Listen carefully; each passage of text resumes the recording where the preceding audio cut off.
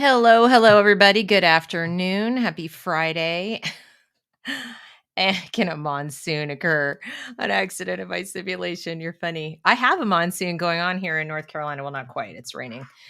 I hope everybody's doing well today. It's the end of a pretty tumultuous week in the world of education. And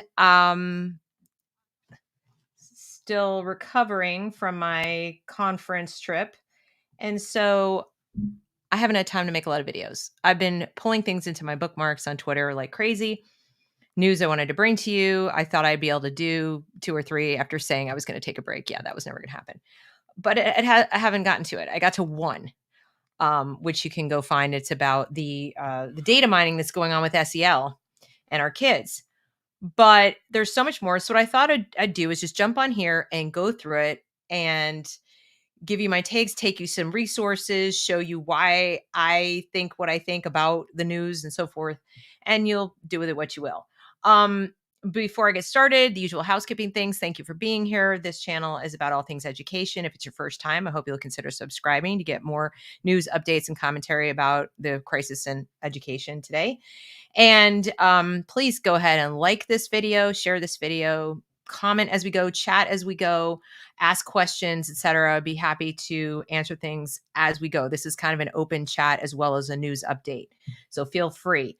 So let's just jump right in. Let me get started first with something that you may have heard about, and that is Terry McAuliffe. He is running for governor, as you may or may not know, of Virginia. And interestingly enough, he asserted the other day that there is no, let me see if I can make this bigger. Well, that's good enough for now.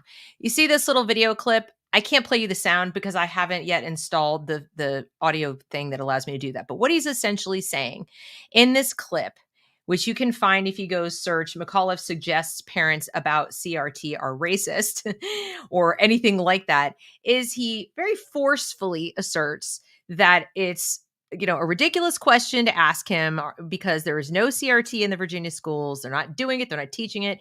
It's a distraction that partisans out there who are trying to, distract everybody from the really important issues that are going on. We need the COVID stuff and all things. And he's saying it is just a complete distraction. And it's an age-old tactic that people use when they don't want to answer a question is they discredit the question.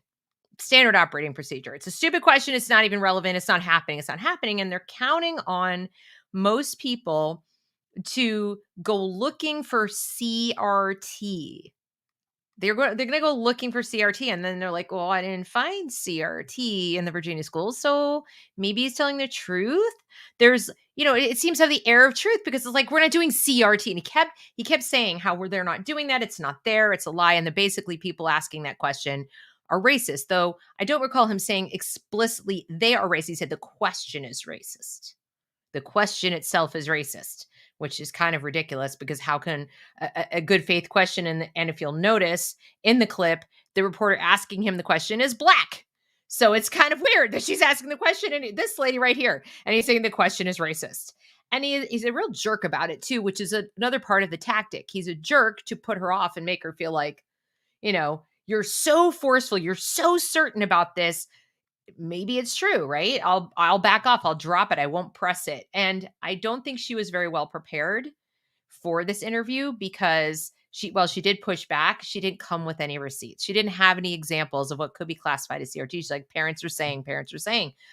Well, to their credit, parents are saying, but that's not really going to help the situation. So let's now go and look at why I want you to understand that the question is valid. He's a liar. And I'm going to show you how he's a liar. Let's see. I've got to get a different screen. And first, I'm going to take you to an article about how CRT is being disguised. Now, I've been saying on this channel a lot that they're going to move the coconuts. You're calling it CRT, and meanwhile, they're going to change the name without telling you. They're going to call it something else. That's not what that is. What are you talking about? That's a legal theory in law school, okay? So here we helpfully have an article by Ayaan Hirsi, and she says, and I'm just going to read you part of this because then when I show you the next piece of evidence, you'll understand how it supports my argument that he's full of crap. Does critical race theory, CRT, really exist? Not according to Ralph Northam, the governor of Virginia. See, and then he's also in it. So the guy running and the guy in there, they're all saying, no, no, no, no, no, not there. He recently told the New York Times is a dog whistle. They love to use that term, or code switching, when, of course, that's exactly what they're doing, as you will see. It's a dog whistle that the Republicans are using to frighten people. What I'm interested in is equity. There's that word. But rather than convince anyone about the non-existence of CRT, his comments merely confirmed something else, namely CRT's remarkable ability to shapeshift into whatever form its advocates choose. For Northam, CRT might not exist, but that's only because it's undergone a rebranding. It's what the left always does. Indeed, while many on the right have obsessed over the rise of CRT in the past year, a different abbreviation has quickly become entrenched in America's schools and colleges: diversity, equity, and inclusion. And even if they don't call it DEI, sometimes they'll call it, DEIJ. Sometimes they'll just call it equity. Sometimes they'll just say it's their social justice plan. Equity is a big word, though, because the Obama administration mandated that every district around the country, in order to get their federal funds, had to have an equity plan. So they kind of can't escape this word. I'm really fascinated to see how they're going to change this word to something else, because now they actually have to have the word equity. So what I'm hoping, Jedi, what I'm hoping they will do is that they will, we'll all get the word out that equity is what CRT is now, and they will be hard pressed to do away with the word equity, because if they don't use it, they don't get their federal money. Or maybe the Biden administration will quietly change it to something else. Next thing I would imagine they'll include it in as, individual something. They'll go take one of our words, the people who are against all this, and they'll rebrand the word individuality or individual rights or something to include this garbage. Indeed, while many on the right have obsessed over the rise of CRT in the past year, and I laugh because when they say dog whistle, it's a stupid term, and yet it's a little bit accurate, because the right has done that. They've gone CRT, CRT, CRT, CRT, like bacon strips, think, what is the idea behind it, not the name of it. Different abbreviations, etc. Part of its purpose appears to be to sow confusion among opponents of CRT. It has certainly riled the Conservative Heritage Foundation in its recent guide, How to Identify Critical Race Theory. It warns of a new tactic deployed by the movement's defenders. They now deny that the curriculum and training programs in question form part of CRT. Now, I could go through this whole article. I won't. What I'm going to do, though, is drop this link into the comments section. Let's see if I can grab it. I don't know why it's not. There we go.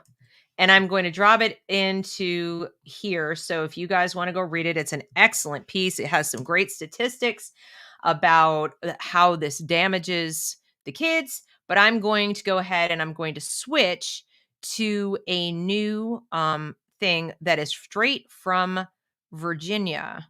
Okay, so first I got to do that, and then I've got to go to the next. I haven't figured out how to swap between screens. Sorry about that. So now we're going straight to the Virginia Department of Education. Okay. Now, all I did, was there a blip? I'm sorry. Did I freeze or something? I'm sorry. Okay. So here I am, Virginia Department of Education. I typed in equity, as you can clearly see. And what's the first thing I see? Navigating Ed Equity Virginia. Navigating Equity Virginia Roadmap to Equity, about the department policy. Look at all this equity audit, lots of equity. Okay. So I took the liberty before y'all got here of opening up the window, and I'm going to see if I'm able to switch just by doing this. I don't think I am. I have to actually stop each time, which is super annoying. And I'm sorry, but to show you what it actually is, what is the actual equity plan? Oh, no, I have to open it from here. Here's what we'll do. So we're going to go straight from Virginia Department of Education. We're going to click on this thing, and you will see, what is it? Navigating Equity Virginia. Why is it so frozen? It's like, oh, that takes a while to load. Sorry. Virginia's Roadmap to Equity. Now, why do I say it's CRT? Well, that's what we're going to talk about. Okay. So we have all this junk that's not really blah, bitty, blah, bitty, blah, acknowledgement, blah, bitty, blah. Oh, wait. What? Who? What? Who's this? Who's she? Who's she? Who's this? These are literally the high priests and priestesses of the Church of Woke, the Church of Critical Race Theory. Okay? So we have Ibram X. Kendi, the author of the whole anti-racism book. So when we speak of critical race theory in schools, it's not really critical race theory itself that is being taught. It's critical race praxis or critical theory, and the iteration of it, the manifestation of it in the praxis is called anti-racism. We teach kids anti-racism. So we have anti-racism education. But the premise of anti-racism education, the thing that parents are so upset about that comes straight out of his book, is that all white people are racist by definition. This is anti-racism. All white people are racist. All black people are victims. There's a power structure. You cannot possibly have, an anti-racist society until you have equity, because the evidence of a racist society is inequity. It's like, there's inequity. That's proof it was racism. We jump straight to it. That's how we apparently do science now in America. We do it this way, the Ibram X. Kendi way. It's a kind of Kendiism. And I'm going to show you a chart that shows you the different sort of sects of this nouveau religion. And Bettina Love is another one who echoes similar sentiments. But she does trainings. Gloria Ladson Billings, I believe she's the one who did the culturally responsive education. We would like to acknowledge the following organizations and thought leaders for their research and scholarship contributions that have informed the development of the Ed Equity Virginia framework. You might as well say, here's our critical race theory. Here it is. These are the people. So if you're wondering how we're doing it, here they are. Teaching tolerance is another one. We have the National Equity Project. This is all the same thing. It's all critical theory. So to say there is no CRT in Virginia schools, there it is. Oh, but there's more. That's just the highlights, okay? And then here we go. As educational leaders, now more than ever, we are called upon to affirm our commitment to advancing equity in Virginia's public schools. Well, equity is equality of outcomes. That's the core of what critical theory teaches. Why would you need that? Why would you think that's relevant? Because anything less than that is a racist, proves that there's white supremacy, there's racism. That's literally critical race theory. That's what it says. That's what it posits. Okay? Facilitating courageous conversations for one side, apparently. The ones who have to listen to what oppressors there have to be very courageous so they don't, like blurt something out and end up in jail. On social justice, systemic inequity, disparate student outcomes, and racism in our school communities is our responsibility and professional obligation. Now is the time to double down on equity strategies and lean into courageous leadership. I hate these terms. Lean in, courageous conversations. I look forward to the day where we speak English again, properly, not just word salad. As the state agency in charge of our public schools in Virginia, it is our responsibility to maximize the potential of every student. That is a load of crap, as you'll see in one of our other news stories I'm going to cover. You don't do that by getting rid of gifted programs, do you? Are you really maximizing the potential of every student? Or are you assuming that the kids who are gifted, talented, have, already high achieving, they'll be fine. They'll be fine. It's not our responsibility to maximize their potential. They've already maximized it. Bye. We need to go all the way down here and lift these up. Except that's not possible. So the only way to actually maximize the potential of those on the bottom in their minds, because it would take too much work to actually lift them. That's heavy. They're going to push these guys down and they go, equity. We did it. We achieved it. We're so awesome. And of course, if they don't, every year that they're unable to achieve that, those stubborn little suckers still doing better than other people on standardized tests, they're going to say they need more money. We just need more equity education. And that's going to cost more money. That's what they'll do. We must begin the work of evaluating our policies, regulations, blah, blah, blah, blah, blah. Okay. So then they have an Office of Equity and Community Engagement. They have an Equity Summer Institute monthly webinar series, an advancement. They have an award for outstanding advancement in education equity, a monthly newsletter. So it's not just there, you guys. It's there. Culture responsive educators, cultural reframing, compassionate again. All of this is CRT. It's all CRT.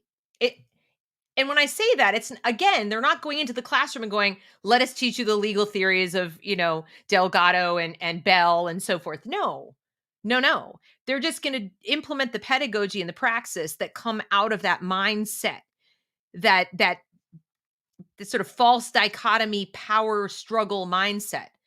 That's what all this is. That's what all this is. So next time yes, equity results in enforced mediocrity.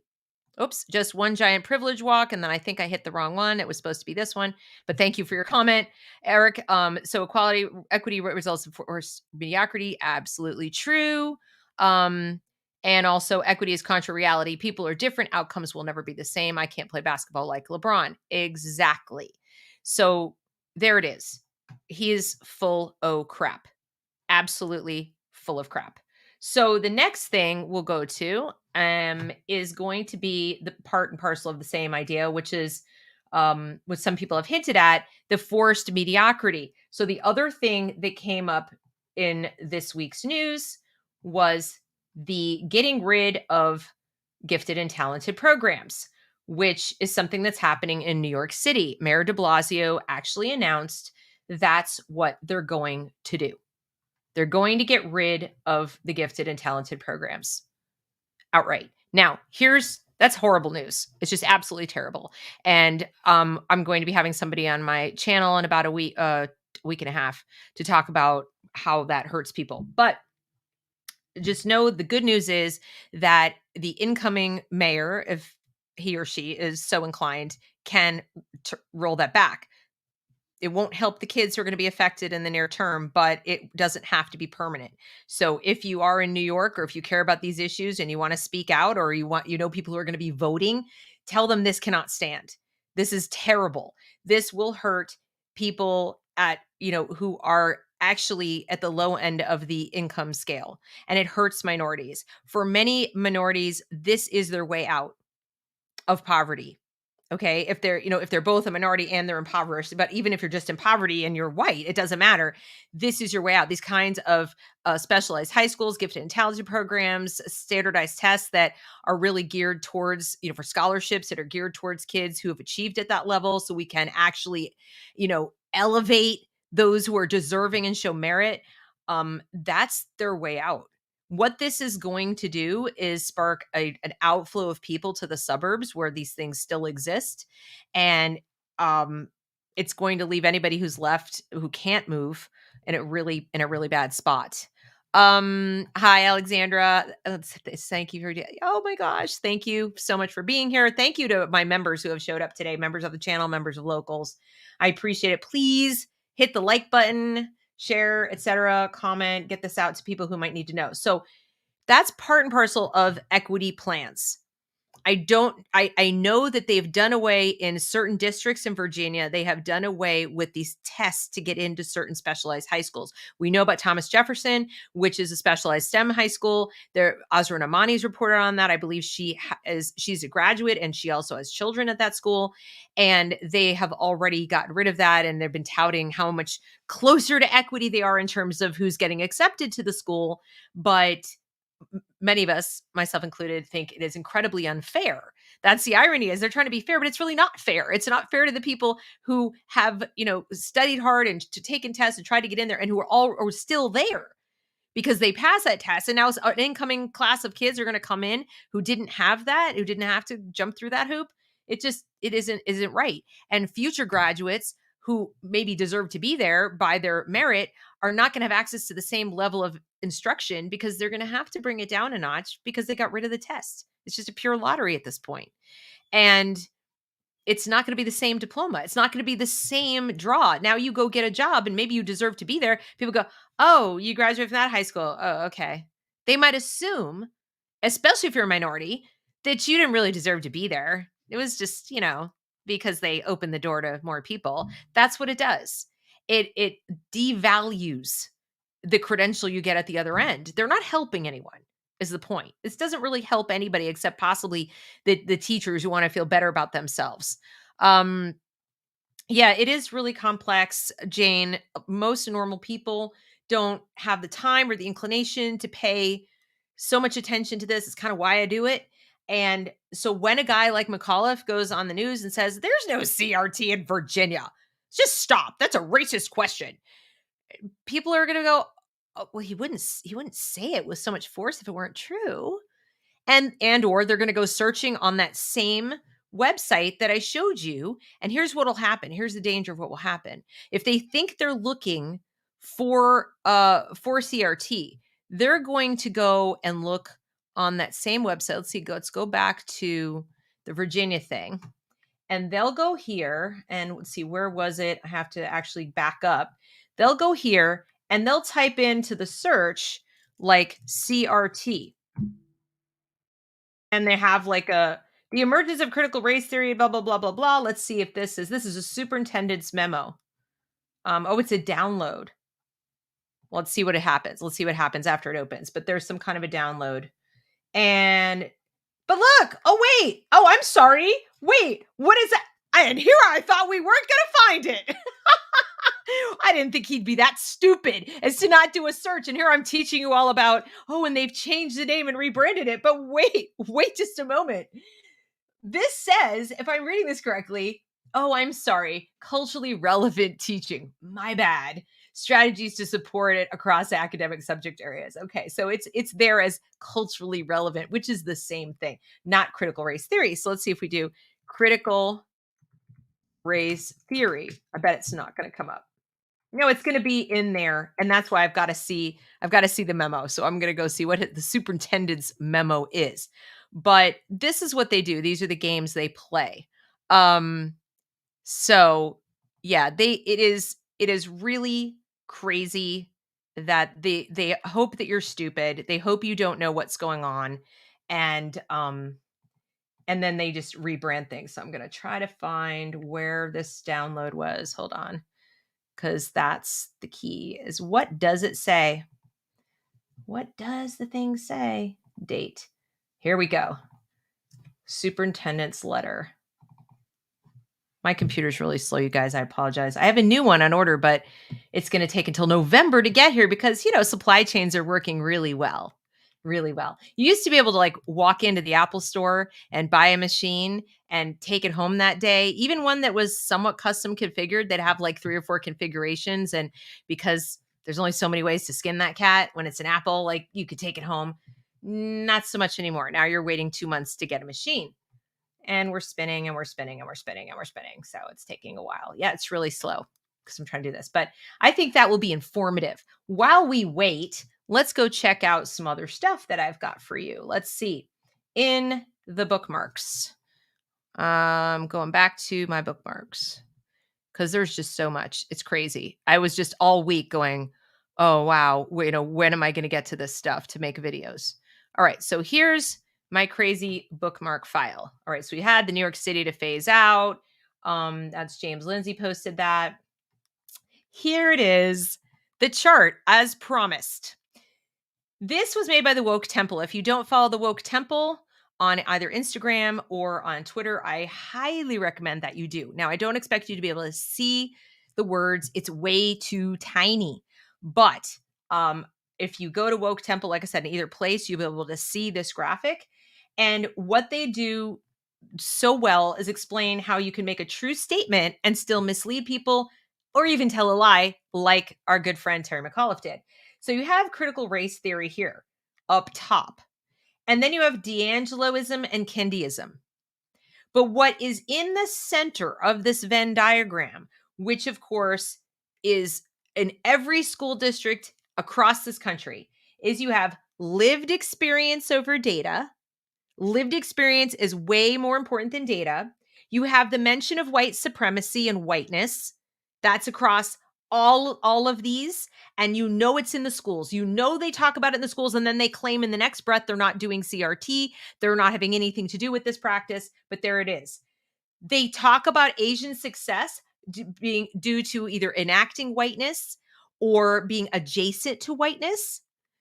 That's right there in the center of all of these. So it may not be critical race theory up here with Derek Bell and Kimberly Crenshaw and all this kind of stuff, but it's here in the center where they all intersect: whiteness, white supremacy, lived experience over data, intersectionality. And we know they talk about that in public schools a lot. They give the matrices and the little charts and find your identities and all that.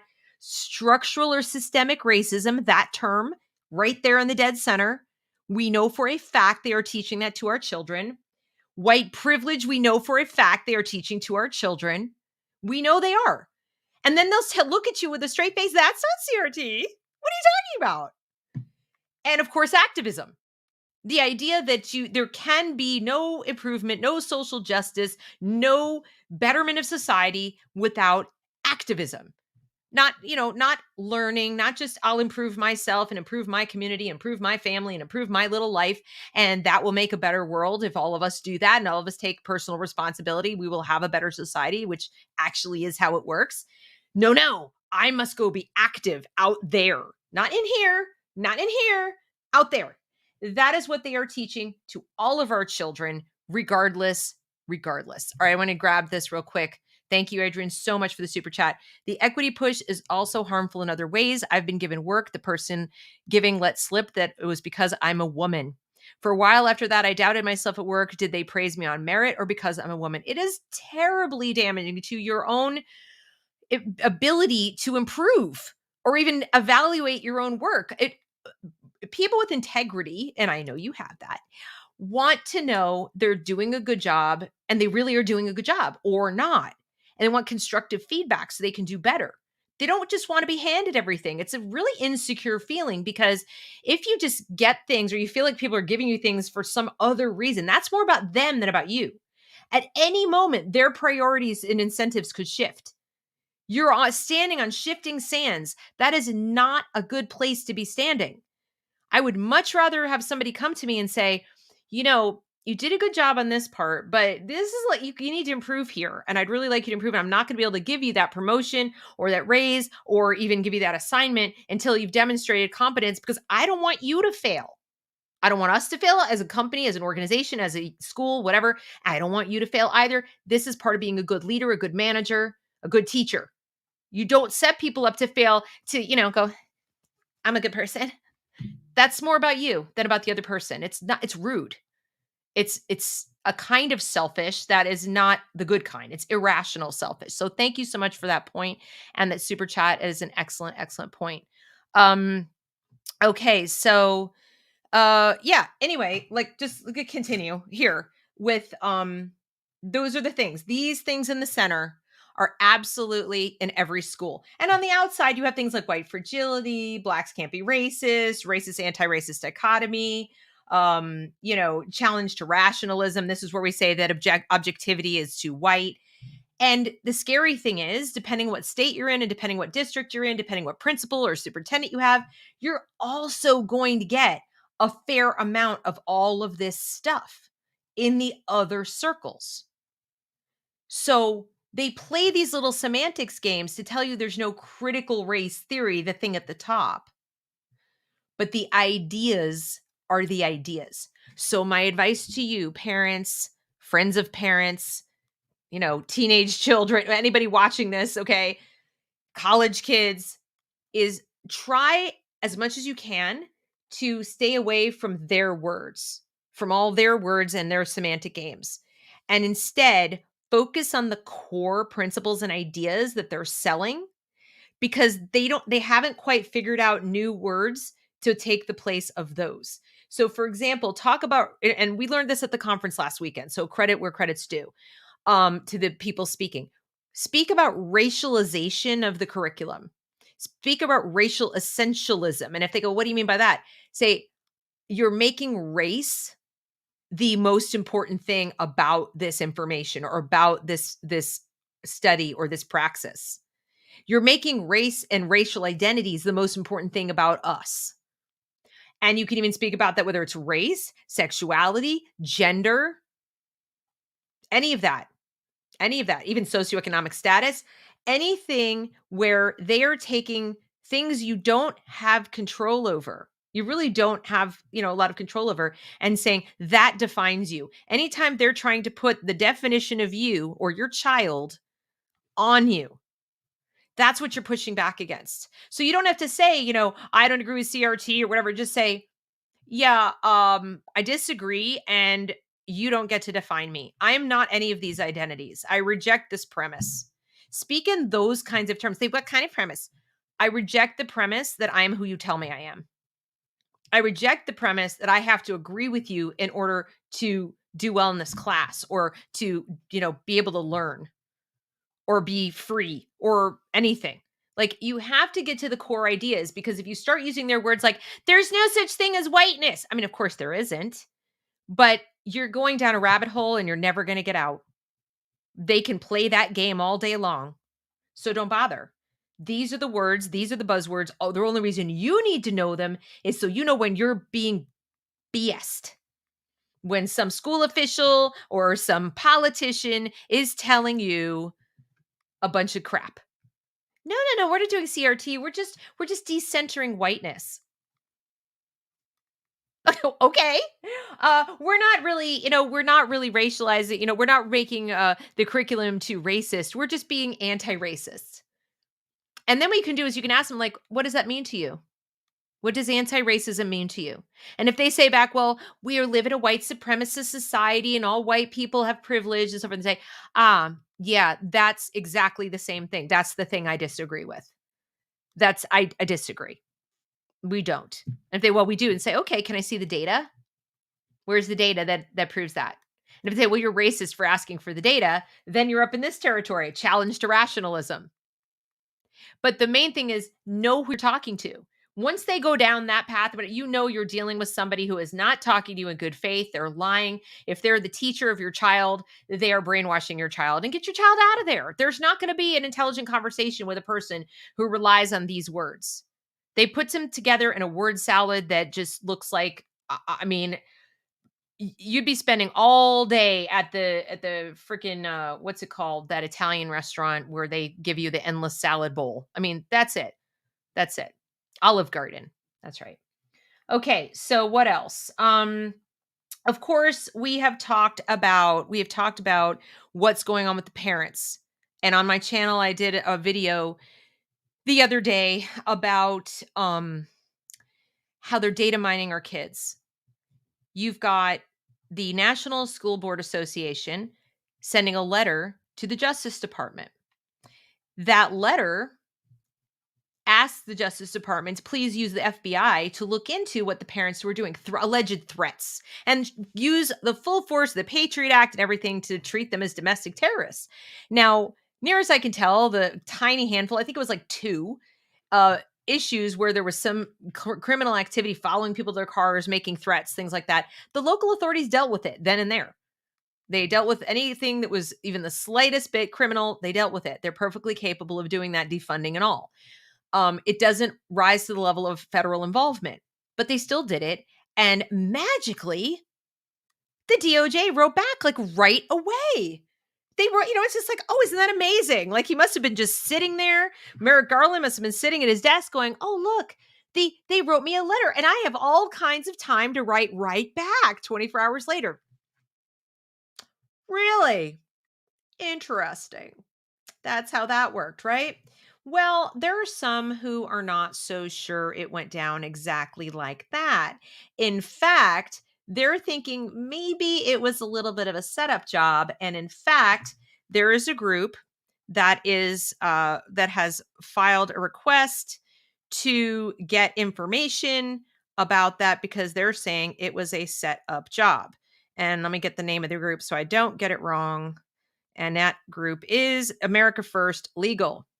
They sent an email via overnight delivery to the Inspector General of the United States. And they're requesting an investigation regarding potential improprieties related to the October 4th Attorney General's memorandum. And in that, they are suggesting that they look into whether there was collusion between the two offices. And of course, I also brought you the story. I didn't break it. Azra Namani did. She did amazing, amazing work exposing the fact that they were tied together in a conflict of interest. Here it is, this amazing story that she did, that Merrick Garland has a conflict of interest with the SEL company Panorama Ed that is data mining our kids. And of course, this takes forever to load. There it is. Daughter is married to big tech co-founder, data mining kids. I talked about this in my video the other day. So I can't imagine why he would jump right on board with complaints from the school board association to, try to squish dissent on the part of the parents, because this is being rolled out all over the country, these questionnaires. And if you're wondering, well, Deb, what kind of questionnaires are we talking about? Like, what are they asking our kids? Well, that's very interesting that you should ask that, because we have some pictures. Here they are. And let's see up here, it says Panorama. This is the company. And they're asking questions like, when complicated ideas are presented in class, how confident are you that you can understand them? Down here, how much your behavior? How carefully do you listen to other people's points of view? How often do you come to class prepared? How much do you care about other people's feelings? How often did you follow directions in class? How well do you get along with students who are different from you? How often did you compliment others' accomplishments? When you were working independently, how often did you stay focused? I mean, your kids are being asked this stuff. And what they've done is they've made the people doing these surveys school officials. Because if they're school officials, then they don't have to get your permission to do this. Of course, they're third-party contractor employees, but they don't need, they do those surveys a lot. They're collecting this data. See this little scanner dealie? Yeah, I mean, this is all high-tech stuff. All this data is going somewhere. The government's going to have it, first of all. How do you feel about that? The government is going to have all this stuff on your kid. Yeah. And so is the company.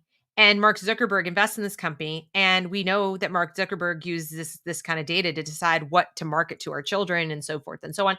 But they're also going to use this kind of stuff to find out about you, mom and dad. It's not going to just be about them. Feelings in general, help from other people. Do you have a teacher or other adult from school who you can count on to help you no matter what? It gets deep inside their head. It's really creepy. So his son-in-law is the co-founder of the company that does that. So I think it's worthwhile to pursue an investigation as to who knew what, whom, and who, when, and who asked whom for what and all that. And I'm so glad that they're doing that. So thank you, American First Legal. And that gets you to that. Then this is also, so this is like, shows you some of the stuff about SEL. I want to dive into it a little more than just the questionnaires, because I know that people are still thinking that, this might have some benefit the way they're doing it. So let's look at some of this stuff, shall we? All right. SEL is a vehicle to dismantle systemic oppression, but there's no CRT in the schools. No, of course not. So first of all, that there is systemic oppression. We're going to, what does it say? I affirm my intersectionality and recognize my cultural assets. They make it sound like you've got money in the bank because you're born with a skin color. Self-management. I can use positive skills to cope with acculturation stress, prejudice, or discrimination. So they're presuming it's there. They've never shown any data to show where it is. In fact, I think Nicole Solis filed a Freedom of Information Act request to find out about all the racist incidents in the school that were prompting this stuff. Like, where are they? What happened? Can you show me all the racist incidents? And she's still waiting. Relationship skills. I can relate and find commonality with those outside my culture or in-group. Meanwhile, they're establishing affinity groups and segregating people. And then I pursue inclusive solutions for social conflict, unless, of course, you're not white, in which case exclusion is perfectly fine. Now, here are the three I want to focus on. Yeah, acculturation stress. What the F is that, right? So here we go. These three things are junk science. They are garbage concepts. They're anti-concepts, actually designed to tear at the framework of Western civilization. Let's go one by one. Unconscious biases. Well, first of all, we all have them. We used to call them heuristics. And they serve us well in many cases. You wouldn't want to throw them all out. Some of them actually might keep you alive. So, this idea that all unconscious bias is bad is itself bad. There is a difference between unconscious bias and stereotyping. Most stereotyping is more conscious than unconscious. More often it is. And it's relatively easily undone with exposure, just like passive exposure. The more you meet people and around people who are different from you and break stereotypes, the less power those stereotypes have over you and the less likely you are to use them consciously to define people. Except in comedy, where it's actually kind of fun and we do it all the time and we used to laugh at it. Now we're not allowed to. But this idea that learned stereotypes that are automatic, unintentional, deeply ingrained, universal, and able to influence behavior is a given, and moreover, a given from the time you're a baby, is total crap. The so-called study behind this isn't really a study. The test they give kids and adults to prove that you have this is like, you might as well do your horoscope questionnaire in Cosmopolitan. It is worthless. It even says, there's a disclaimer at the bottom of it. If you go look for it online, the implicit bias survey or whatever, this is not, scientific, blah, blah, blah. Okay. They're using this to teach our children. They're using this to tell our children, you have these things and it makes you bad. And we have to break out of this instead of just teaching. The way this used to be done is you would read books in class or you'd read stories or you'd have exposure to different ideas. You learn history. And in the course of learning history and reading literature, you would break through any stereotypes that might have come up in culture or so forth, because you'd be reading about people who either defied the stereotypes or were exceptions to that, or were just real people and didn't fit the stereotype. Okay. But you don't have to hammer the kid over the head with it. This is how you learn. Oh, P.S. You're also learning to read and critically think and all kinds of write and do things that you actually need to learn. Instead, they do questionnaires and then they, drumbeat. So that's the first one. Total garbage. Meanwhile, they are simultaneously teaching kids to be hyper vigilant about every assumption they make and treat every use of a heuristic, a shortcut, a mental shortcut, as an implicit bias, as a bad thing. So kids are like, that I think the kid might want to talk to me, but maybe not, or they seem like we might have things, but I don't want to offend them. That's where microaggressions come in. So this destroys any kind of relationship building because it makes you so on guard that you're acting out of bias. And you'll start to see people do really stupid things. Like they're trying so hard not to seem racist or to seem biased that they are tripping over themselves and being like almost exaggerated racist in the process. I've witnessed people do that. You're like, just stop, please. Like, this is so embarrassing. Just be yourself.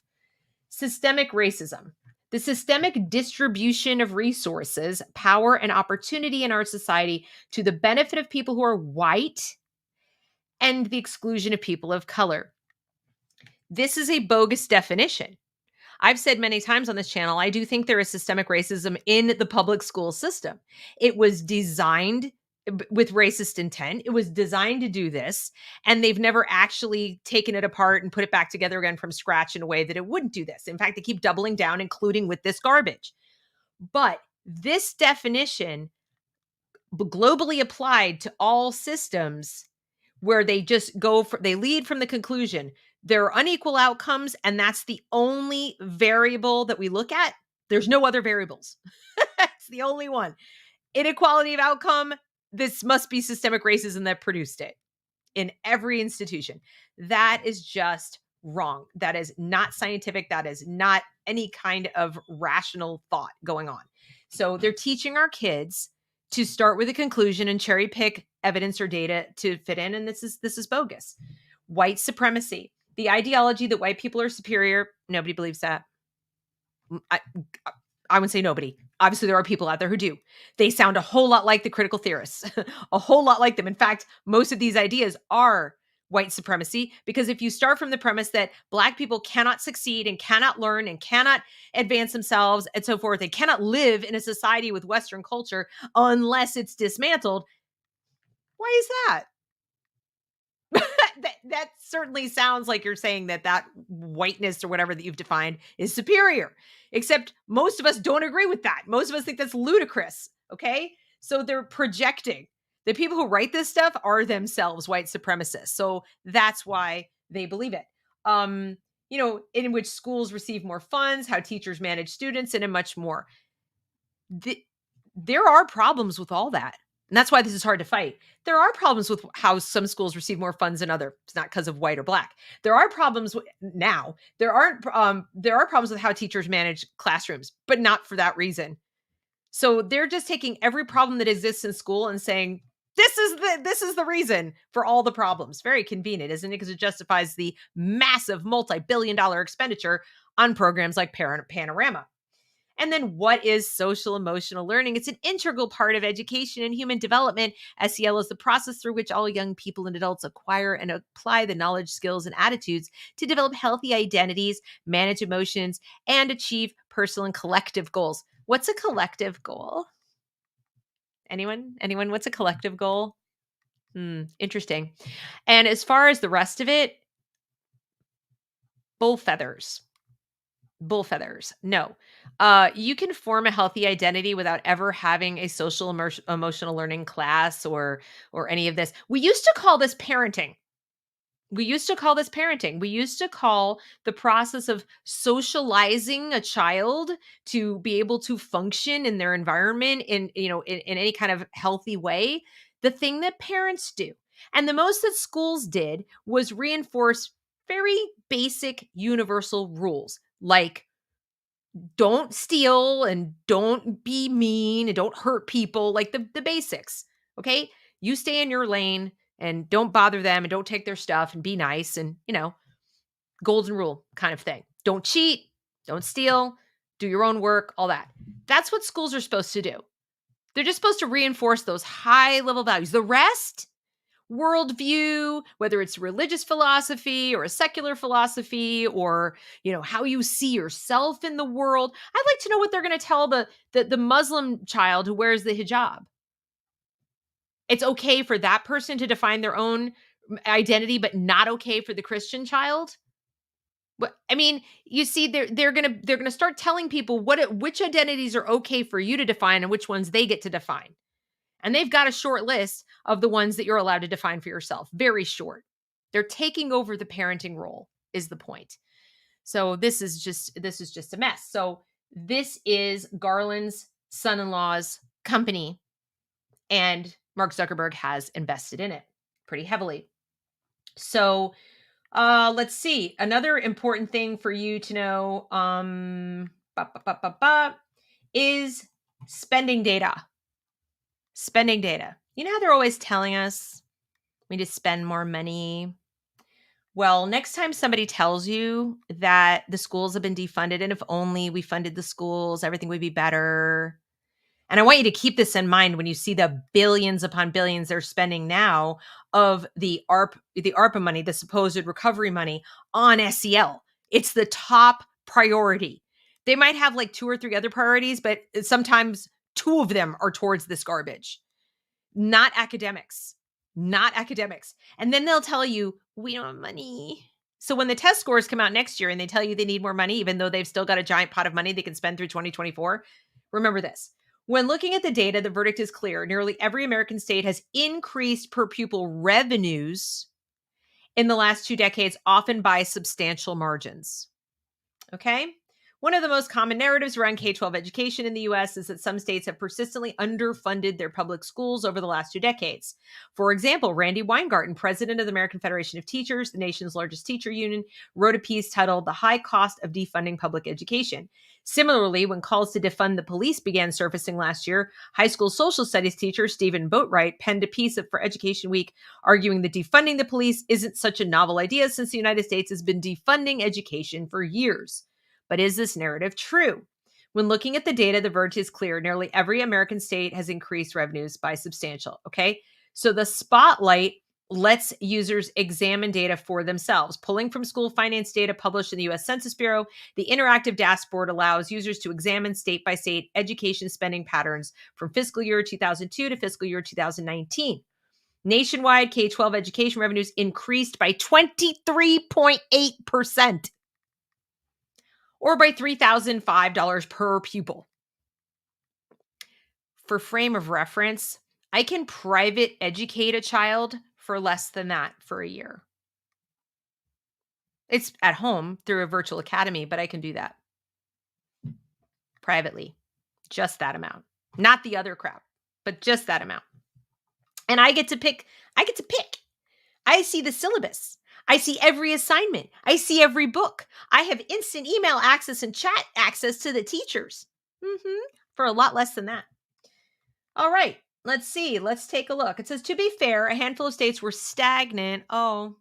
In the last 2 decades, Georgia, Indiana, North Carolina, my state, which does suck, Idaho and Arizona, education revenues have been virtually flat, except in my state, we've had such a surge in homeschooling that if homeschoolers were a district, we'd be the largest district in the state, larger than the 2 largest districts combined.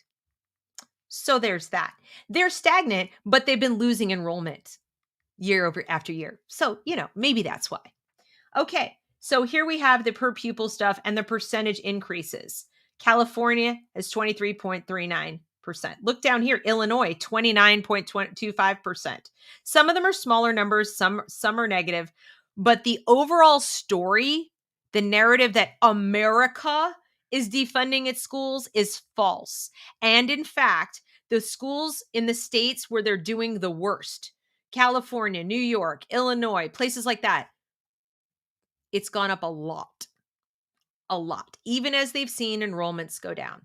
Enrollments have not been going up. Okay, not just from homeschooling, but also private schooling, charter schooling, and all that kind of stuff. So I just want you guys to know, and here's this link. So next time somebody engages you in debate and says we're not spending enough money, feel free to share that with them, because there's also a link to the little portal thingy that, it's right here. This is the spending spotlight. You click on that link and you will be able to go and show all your friends and loved ones all the spending you'd ever want to see, what's happening, the whole 9 yards. And you see the red. This makes it easier for those of us who are visual. I'm kind of visual. You see the dark red? Greater than 30% increase since 2002. So there's that. Okay. So like I said, I think it's relevant when you're talking about California and New York. All right. Illinois. Now, I was surprised in some of these states, but remember too, they've had an influx of people. So they've had people moving there. Don't know about Louisiana. They've had to spend a lot because they had to rebuild a lot of schools because of different hurricanes and damage and all kinds of stuff. But up in here, interesting. So that's what's been going on. You can check all of that at that site. Let's go back to the bookmarks. All right. So that's spending. What else did I have for you? I had the diagram, social emotional learning. Okay, well, we knew this. That critical race theory distraction from academic learning. This has been, obviously my biggest complaint is it's racist. It's demoralizing. It hurts kids in every conceivable way. You might have seen the videos this week online of the fights breaking out at schools. I mean, they're beating each other up. But this has been my constant refrain. It's not helping. They claim that if they make these kids very conscious of their race, very aware of race, and if they make the kids anti-racist, that will improve their outcomes, that somehow there's a connection. They've never demonstrated using any kind of data, any kind of quantitative analysis, that there's even a fuzzy connection between racism in the school or the perception a child has of racism and their academic output. None, zero, no connection whatsoever. And so this is, they're focusing. This is Bob Woodson and Ian Rowe, by the way, two people you really should follow. Bob Woodson created 1776 Unites, and Ian Rowe has founded some charter schools. He just got elected to his local school board. Great guy, very nice man. And these people have analyzed this stuff. But they're talking about things like in Oregon, they suspended a requirement for students to demonstrate reading, writing, and math proficiency in order to receive a high school diploma. How is that helping anybody? They're doing it in the name of anti-racism. They're doing it in the name of anti-racism. Oh, Jane. Okay, so Jane is saying here, there are still good people in the field. I know some have left and some are planning to. Absolutely. Frank McCormick is one of them. And so there's a woman, Mrs. G, who's in my locals. She's awesome. I know a lot of really good teachers who are over this stuff. And they would love nothing more than to be able to teach the way they know it's best to teach. And I hope if you can get the word out that you can tell these people they have my full support, like 100% support. And I would love actually to corral a bunch of them together, hang up a shingle and start our own little mini online school or something, because I know there are people out there, good people out there who are looking at this and going, this is nuts. Just let me teach my class.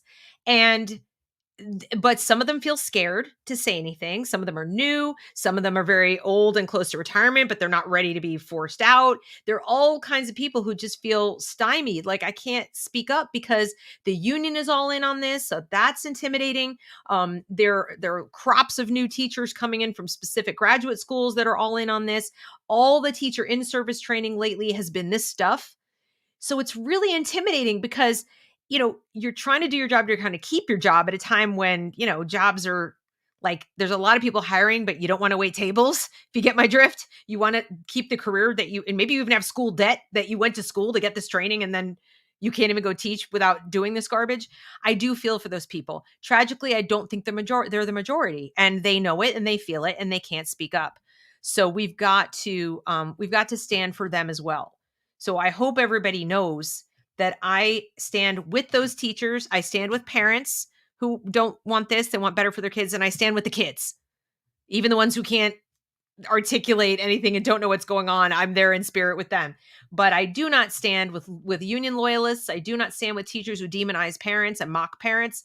I do not stand with the politicized activist teachers who would like to bully parents, criminalize parents, and gatekeep and lie. They are my enemy, and I will stop at absolutely nothing to expose them and stop them. And they are not the same people as the good teachers.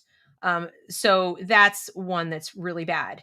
Then we have, let's see, illiteracy, a multi-generational crisis of illiteracy in terms of raw numbers.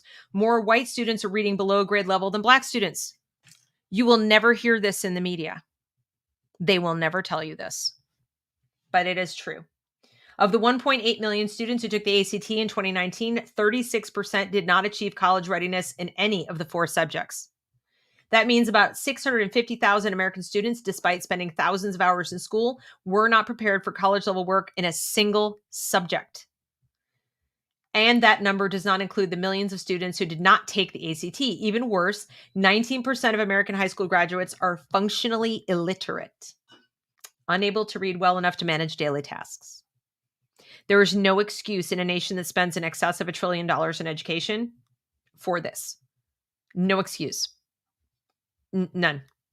I'm just, this is what keeps me doing this. Like, as hard as this is what keeps me doing it, because all the social justice garbage aside, which is a great, click and headline getter, this is the real story, because I truly believe that all of this critical social justice is a mask. It's a cover-up. It's a massive moneymaker and cover-up for this. They needed an explanation, especially when it was like, they've been working on this for years, and I'm about to show you that news piece. They've been working on this for many, many, many years. But it's resulted predictably in ignorant, illiterate people. So they started it ideologically, foolishly thinking they could change the country into a communist or Marxist system and still retain literacy and all these other things. Like they magically happen. Like you just put someone in a school building and kids like magically learn and magically come out the other end literate, and didn't realize that no, you actually have to teach them. Okay. So I think they thought that the results wouldn't be as dramatic as they were. They didn't want them super smart. They didn't want them really knowledgeable or educated on history. They were okay with that. But I don't think they counted on them not being able to read the propaganda they were producing. Not even well enough to do that. So this is another one I think you should read. Great piece. I'll put that in the chat. And I'm going to go back to the bookmarks again. Let's see. Let's go back to where we were. Yeah, here. Because James Lindsay, I think, where is it? He brought something to our attention. And where is it? I got to find it. That this stuff, you know how I've been saying for a long time, this stuff is not new. This stuff has been going on a long time. Maybe it was in here. I'm going to find it through his. But they have been doing this since here it is. This is it. He says, I learned today that the NEA has been pushing what amounts to critical race theory in education since at least 1973. Are you surprised? 1973. Patricia Bidall, I guess, is the relevant name. And here's what he shows.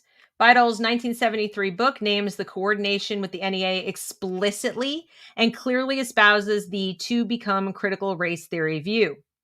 This is called Education and Racism, an action manual. An action manual. Okay? And then it says right down here, NEA. U.S. Department of Health, Education, and Welfare, Office of Education. This document has been reproduced exactly as received from the person or organization originating it. Points of view or opinions stated do not necessarily represent official office, blah, blah, blah. Document, resume, abstract.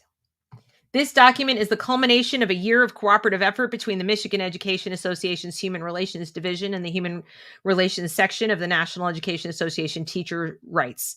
These two groups spent the 1971-1972 school year working together with invaluable assistance from New Perspectives on Race, Inc. to develop a program that addresses itself to institutional racism, the most crucial issue confronting the American education system. The contents are organized in two parts. Part one, racism and its manifestations in education, includes discussions of such topics as prejudice, racism, racist behaviors to be avoided, and become anti-racist racists. Part two, anti-racism activities, includes discussions of a curriculum on racism and a workshop design for racism. The latter is described in some detail, etc., etc., etc. If you're not part of the solution, you must be part of the problem. Does that sound familiar? Where have I heard that before? Guy with three names. Right. Yeah, Ibram X. Kendi. If you're not an anti-racist, you're a racist. If you're not part of the solution, must be the problem. Must be part of the problem. White educators in the United States, to whom this report is addressed, not racist at all, are part of the problem. For too long, we as whites have failed to explore what it means to be white in a white racist society. As long as we fail to examine our motives in the area of race relations, especially the implications of white privilege, the status quo of white racism will be maintained. Now, understand something. This is 1973. Our good friend McIntosh, who wrote The Invisible Knapsack, Peggy McIntosh, she didn't write what she was writing until I think it was 1987-ish or something. Maybe it was a little earlier. It was in the 80s. And we all thought she coined the term white privilege. Apparently not. Apparently it's older than that. It's older than that. Now, I know a lot of you have been saying, isn't this the Frankfurt School? Didn't the Frankfurt School come up with critical theory? And I was like, yes, absolutely. You have the ideas of Marx and Hegel, and even there's some Marcuse somewhere in there. And there's all kinds of different, Foucault, lots of postmodernist philosophers thrown into the mix. You have Pedagogy of the Oppressed from Paulo Freire. I mean, James Lindsay goes to town on all this on New Discourses. But specifically in education, other than Paulo Freire, which I had to read in graduate school in the late 80s, this is as close to critical praxis or anti-racism for the classroom as we've seen, and it goes back to 73. This isn't brand new. And anybody telling you it's not in the schools or it's not in mine yet, or I live in a red state, so can't be there. It's there, guys. It's there because this was the this this created the mindset in the minds of all of the ed school teachers, professors, etc. So all the teachers were taught things like this. Those who might have squeaked by because they did an alternative pathway to certification maybe didn't get this.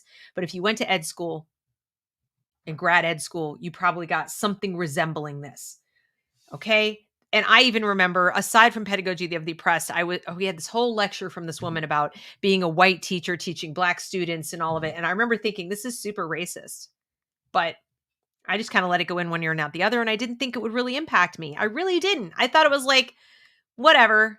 Like I could opt out of that. And I do think it was possible. I do think there were still principals and superintendents and schools around this country who maybe had teachers with this or this was going on, but they were like, yeah, that's interesting, but no. Okay, like they weren't going to embrace it. It is more recent that it has become mandatory. It's like you must. This is not optional anymore. And in fact, there was a lady out in Beaverton, Oregon. You may have seen her. She had the yellow turban thing on her head, where she said, if you're still thinking that you cannot be an anti-racist educator, well, then you're just going to get fired. She was a teacher, like 8th grade English teacher, not even the person who could fire teachers, but she had the ear of the superintendent who could fire them. And apparently she was echoing his sentiments. You either become an anti-racist educator or you will be fired. So now it's mandatory in many of these districts. So we learned that this week. Isn't that nice? That it is as old as 1973. And then somebody posted this. If you've not seen this video from this guy, Yuri, who was from the KGB, the Soviets were trying to demoralize us and infiltrate for a very, very long time. Okay, so let's see what else. I want to make sure I get to everything before I sign off here. I think I got to most of the stuff. Oh, in case the FBI comes knocking at your door, if you're a parent protester, it's very, very, yes, Bezmenov, that's what it is. Thank goodness for John O'Brien. He says, do not talk to the FBI or nice men who come to your house with innocent questions. Ask for their identities and cards, offer to speak to them through an attorney, then tell them to get off your lawn. Then call an attorney and keep yelling at school board meetings. Now, you know me, I'm not a big proponent of yelling at school board meetings, not because I don't think you have a right to speak your mind, but because I don't think it's super effective. We've been over this. I don't need to relitigate that point of view. And then Frank McCormick has been covering what's going on in his own school district in Illinois, where he has found, he says, smoking gun, critical race theory is being explicitly implemented in the school district where I teach at Waukegan Schools. I've uncovered training documents from a consulting firm instructing staff to learn about CRT and its application to their work. Please review critical race theory. See link below. What is critical race theory? And so on. Please see the attached protocol. Now that's Illinois. It's not Virginia. But as we've already learned, they've just renamed stuff equity. So that's that. Let's see if I go back. Did I miss anything? I think I've covered most of the good stuff. Yeah, that's most of the stuff that I wanted to bring you. But I really wanted to make sure that you understood this concept. And I only wish I could make it bigger. I don't really have. Let's see if I can make this view. Zoom in some more. It doesn't really work, does it? No, doesn't get any bigger. But that is the middle section. And as I said, I've read it to you. And it is, let's see if I put the link to the tweet. So those of you who are on Twitter can go get it for yourself. But you can also see it, I believe, on Instagram at the Woke Temple. So really, really important that you understand that all these words in this graphic are effectively what people are talking about when they say CRT.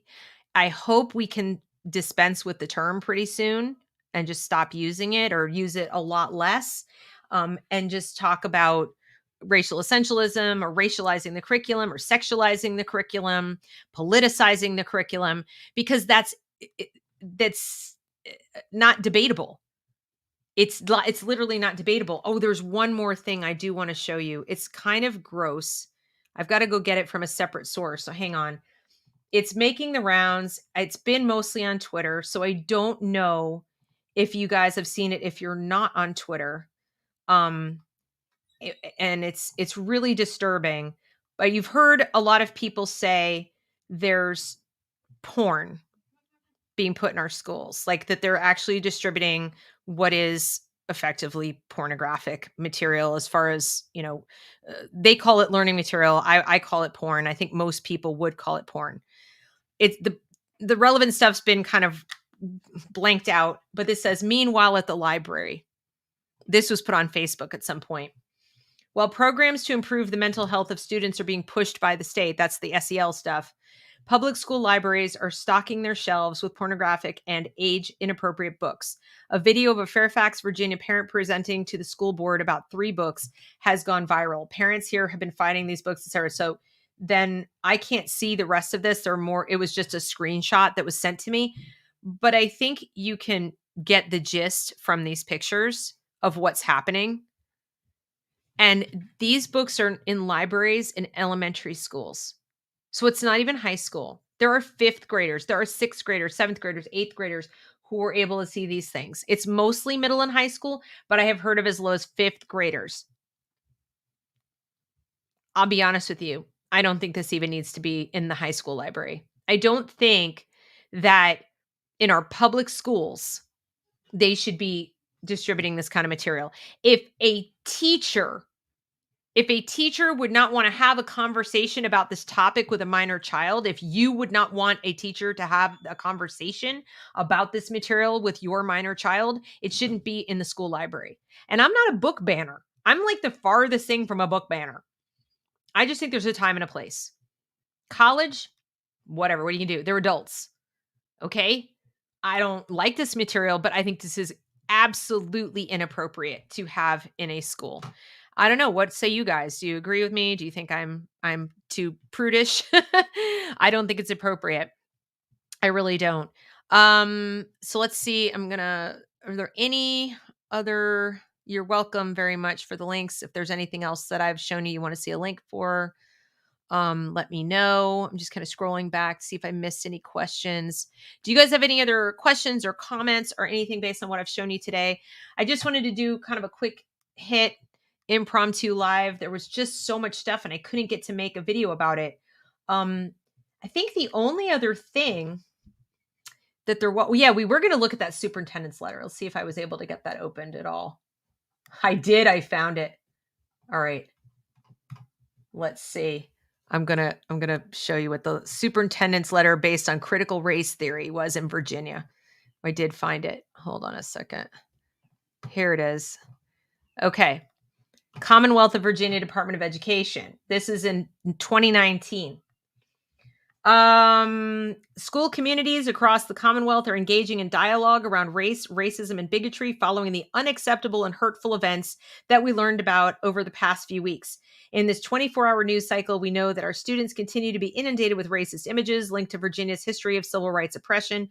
The recent revelations from some of our leaders have left our communities hurt and left our students seeking deeper understanding. Now more than ever, our joint commitment to supporting the social and emotional needs. They're going to use that a lot. Social and emotional needs. As if parents don't exist. As if school is the only place where kids can get supported for their social and emotional needs. And they're doing that, the subliminal message. You know how people say, well, I can't homeschool. What about socialization? Because they're planting that message that the only place that social needs can be met is in the school. And then emotional, they're adding on. Because you see, they want to take on more and more of the parenting role away from you because they're also going to try to dismantle the family next. You watch. So that's planting a subliminal, idea. I can't properly socialize my own kids. They're conflating socialization with teaching your child how to function in society and have manners and interact with other people and not be weird and awkward and all those things and actually know how to walk up to someone and say hello and please and thank you and so forth can only be done in a school. I think we know how poorly they do the job, by the way, right? So they talk about meeting the social emotional needs. That's your job, mom and dad. Their job is to teach your kids basic skills and knowledge and all the things they're going to need to learn that you theoretically weren't able to teach them, if for no other reason that you have to go to work every day, right? That's why they claim that you need them. You don't need them to parent your kids. You need them to teach your kids. And I actually don't think you need them for that either, but they claim you do. They claim they're the experts at teaching your kids. How many, if you went to a doctor and 70% of the doctor's patients died or got sicker, would you keep going to that doctor? Even if it was your dog and it was a vet, would you take your dog to a vet where 70% of the people said, my dog got sicker and died?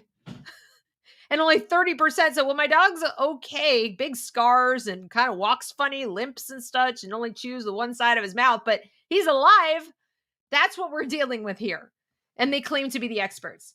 So, our commitment to advancing equity outcomes and fostering inclusive and welcoming environments for Virginia students is resolute. As educators, we are uniquely positioned to be leaders in this effort. Why? Why? I don't know why. In the coming days, I encourage us to take time to reflect on these events and the conditions that exist within our culture and communities. They created space and place for these hurtful symbols to be perceived as by some as acceptable. As unacceptable. No, as acceptable. So now we're going to restructure everything around people's perceptions. Okay, cool. Students of all backgrounds are experiencing a time in which social justice is at the forefront of their everyday lives. Bull. This is a certain assertion not backed up by fact. Really, I mean, our children, social justice is at the forefront of their lives. You know why? Because y'all put it there. The schools put it there. The media puts it there. The politicians put it there. It's not actually there.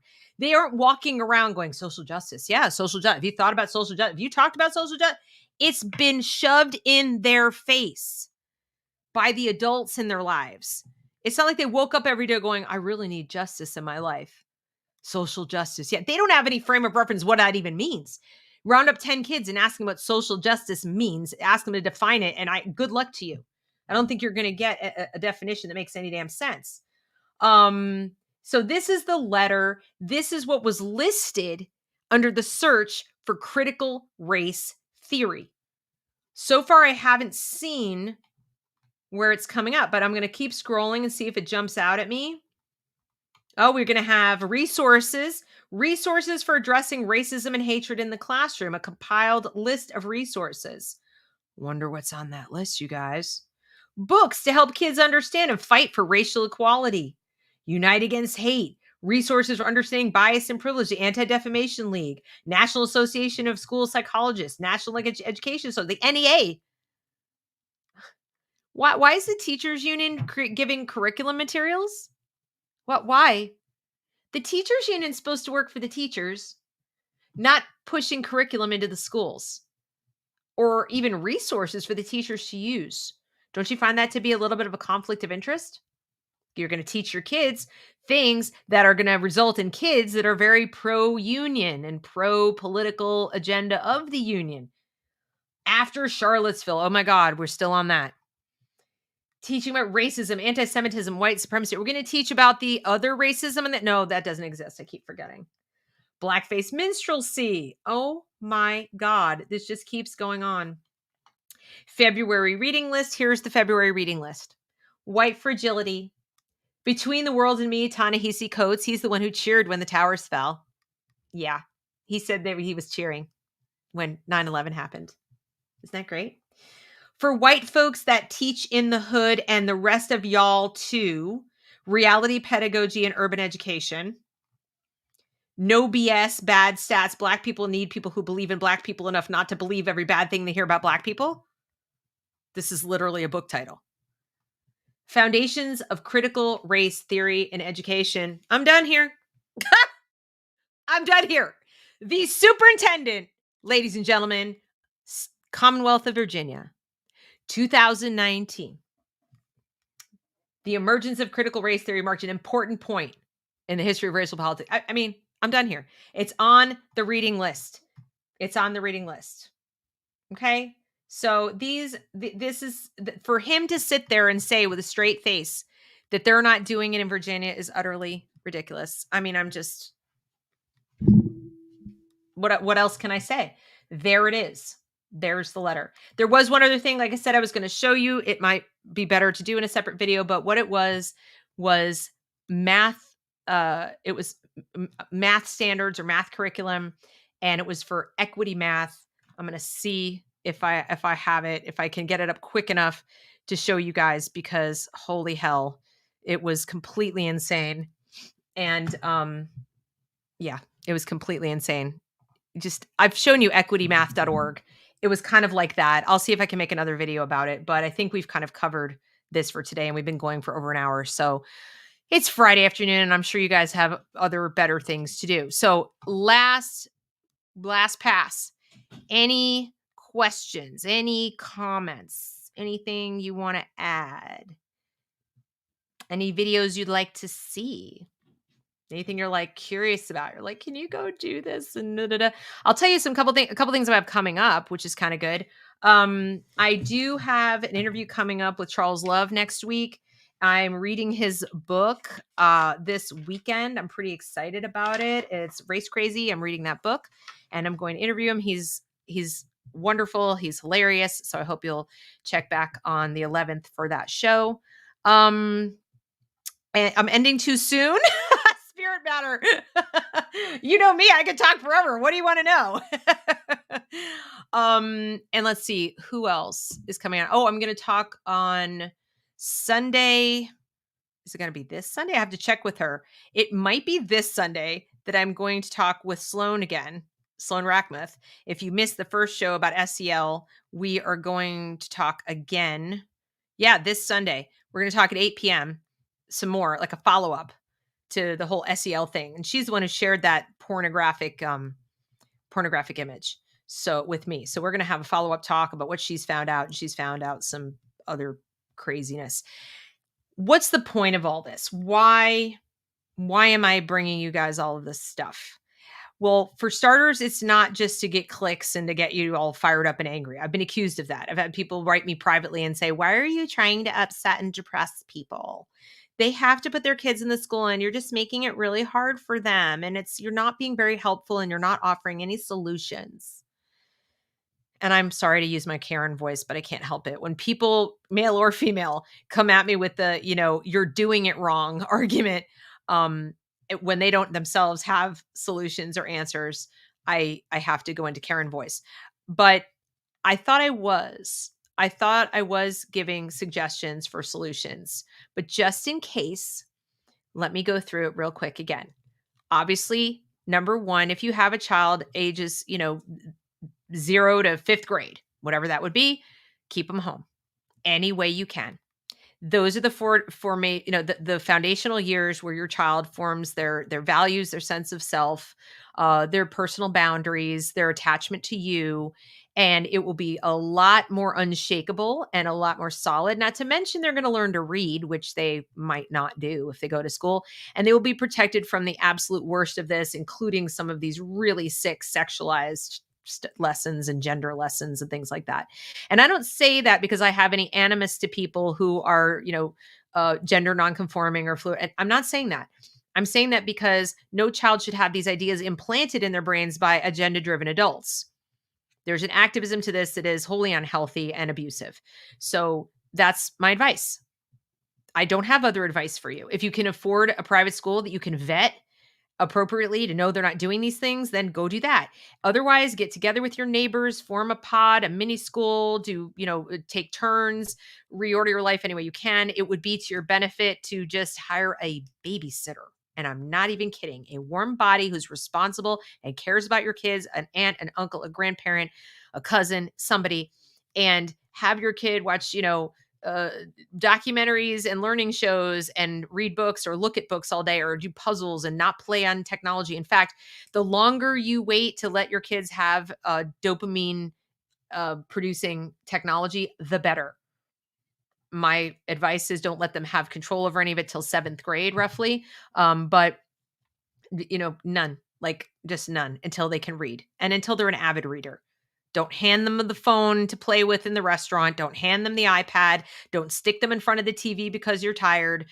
Give them games, give them books, give them, art kits, art supplies, anything you can that they can learn something from.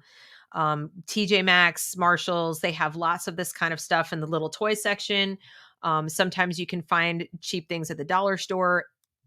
Anything is better than sticking them in front of technology. The dopamine and the neural pathways that are formed are actually going to impair their ability to learn to read and to learn to focus and hold a pen and pencil and write and those things. And the longer you can hold off on keyboarding, the better too, because fine motor skills will be hampered if they don't get started on that and practice with it soon. So that's my advice for the beginning, for the little kids. If you've got kids already in school and they're old enough to have a conversation with you, and you have open communication with your kids, sit them down and be just straight up honest. We can't pull you out. We can't afford private school that is we've vetted, because not all private schools are good. Some of them are doing the same stuff. Actually, a lot of them are doing the same stuff, including Catholic schools. So here's what I want you to know. You can say no. You can say no. You do not have to agree with what they're saying. If they say something doesn't sound right, if they tell you have to say something, admit to something, answer a survey, answer questions, write a paper on something you don't believe in, you don't agree with, you are entitled to say no. And if you say no and it results in a failing grade, that's okay. I love you anyway. And the grade, even the failing grade is not going to ruin your life. We'll figure it out. We will find a way around that. And if need be, if we have enough evidence that you were discriminated against, we'll sue them. Have a conversation. You can do this from 6th grade on. 6th grade on. Thank you so much, Gary. And Gary, I didn't catch your grandma's name. So if you could type it in there, I want to give a shout out to Gary's grandma. Because Gary's grandma apparently likes this channel, or has listened to some of this channel, and she was recovering from, I think it was a stroke, and I just want to say hi to Gary's grandma. So hi, Gary's grandma. Anyway, so you can have these conversations. No, it's not pleasant. No, I wish you didn't have to, but you need to empower your kids to stand up for themselves. Anita. Okay, Anita, wherever you are, I wish you a speedy recovery. Hugs, everything. Thank you for your, listening to the channel and all of that. And I will be thinking of you. So get well soon. Let's see. Yeah. So talk to them. They have more power than you do, because in the classroom, they have free speech. The Supreme Court has held that your student has the right to speak. Now, coach them. They shouldn't be like, no, you're an idiot. And okay. And you don't want them getting in arguments or fights with other students. So it shouldn't be directed at the other student, even if it's another student talking. They can direct it to no one. Okay. They can just say, I disagree with this. I don't share this idea. I don't share this view. This is why I think what I think. And, so much the better. You can use it as a teachable moment yourself to say, hey, let's get some evidence together for why you think the way you do, or why we as a family think as we do. And they'll learn something they're never going to learn in school. Okay. They're going to learn how to make a reasoned argument. And even if they get shot down, they will have self-respect. And that's irreplaceable. Also, let them know that you're going to have to teach them stranger danger for school. You're going to have to teach them about personal boundaries and the questions they don't have to answer about their gender, their sexuality, their point of view on sex, their point of view on drugs. It's none of anybody's damn business, period. End of conversation. They don't need to answer a single solitary question related to any of that stuff. They are not obligated to incriminate themselves. They are not obligated to say anything about their family. In fact, they shouldn't. Make sure they know that. It's nobody's business if you have a gun in the home. It's nobody's business how you vote. It's nobody's business how much money you make. You're going to need to talk to your kids, because they will be asked these questions. And the only way that they're going to know that they don't have to answer is if you empower them. And if you say, just because they're adults and you're in a school building doesn't mean you have to do everything they tell you. You have my permission to say no. We'll deal with it after the fact. And, if they say no at the wrong time and you get called into school or get called to the, by the teacher, you can just say okay, I'll have a chat with my child and thanks for letting me know. Guess what? At least they're going to call you. You know what I mean? If your kid just takes it, you're not even going to have that interaction. If they call and say, well, your kid will not do the homework and this is important and they have to fill this out and it's very, non-inclusive and so forth. Guess what? You're face to face with the teacher, or you have interaction with the principal. It's a way of getting a meeting or an audience with them without actually, having to ask for it, isn't it? And then you have your chance to start with your child, possibly, and advocate for your child and set an example for your child. So if you absolutely, positively cannot homeschool, you're going to have to treat it like the project it is. Choose your hard. Homeschooling is hard. That to me is harder. But if you absolutely have to do that, plan for it. Plan for it. Don't focus on school board meetings, all that kind of stuff. It's these interactions over and over. Kids saying no. Kids being in the front of the bus when they're not supposed to be, according to the school. When they're just saying, no, I don't agree. And no, this isn't true. And no, I'm sorry. I read a different history and it said this. Or even just asking a question. When are we going to hear the other side of the story? That's a very powerful question a kid can ask in any class. Anytime they hear something that's an opinion, and you could teach them the difference between an opinion and a fact, they can say, when are we going to hear another opinion? When are we going to hear the opposite side of this? Can we hear from that? Can we read that? And go ahead and let them know they're free to record it. Now, if it's in a state where they're like, you can't use your phone or whatever, suggest they do it on the sly. But nobody should say in a classroom should say, you're not going to hear the other side of the story, or the other side of the story is bad, or the other side is racist. If they call your child a racist, if they call your child a misogynist, a homophobe, a this, a that, or there, if they call them names, if they in any way discriminate against them, if they segregate them into groups by race or by gender, that's a case. That is a violation of their civil rights.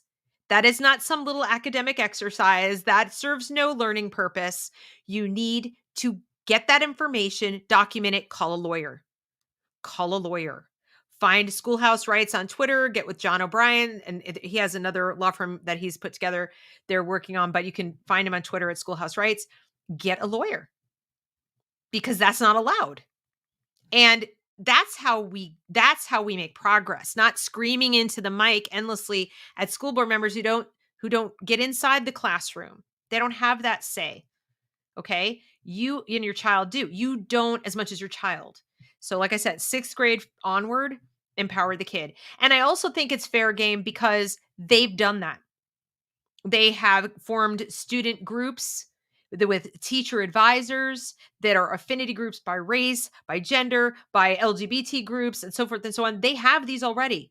They have these clubs, these activist clubs. Some teachers are giving credit for activism while your child is out in the cold. So you do it.